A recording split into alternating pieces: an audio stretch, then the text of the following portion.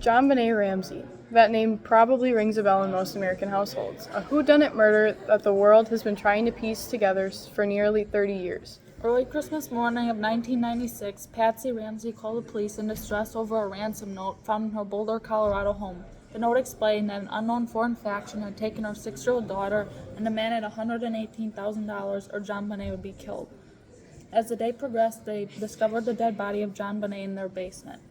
The Boulder Police Department quickly pointed fingers at the parents, John and Patsy Ramsey, despite not taking proper measures to preserve the crime scene. The documentary Who Killed JonBenet Ramsey places emphasis on the innocence of the parents, directing blame at other likely persons of interest. Lou Smit played a crucial role in the development of the Ramsey case. He was a retired detective at the time of this murder, but pursued the case for many years up until his death in 2010. In this documentary, tapes of him defending the Ramsey family came up again and again. His expertise in the field of homicide investigation made him a reliable source to analyze every detail of this case. He reenacted the Ramsey house break-in, testified in court, and examined the case in detail, offering a credible perspective that challenged the inexperienced Boulder Police Department and helped shift suspicion away from the parents.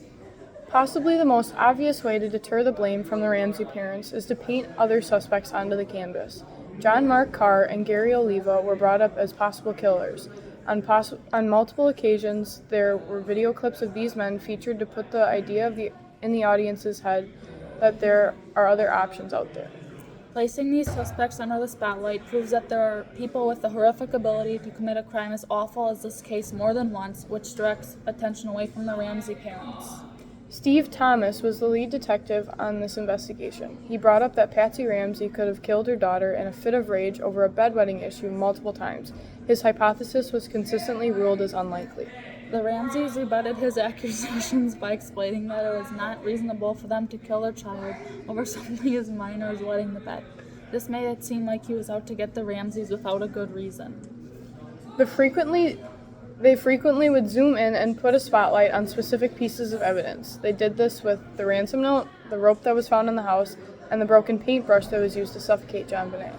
The detail that could be seen in all of these items created a deeper connection with the audience. It is clear that the goal of this documentary was to direct the attention away from the parents and onto the Boulder Police Department. Through the villainization of Steve Thomas, the emphasis on pedophiles, and Lou Smit's expert analysis, Netflix successfully shifted the blame away from John and Patsy.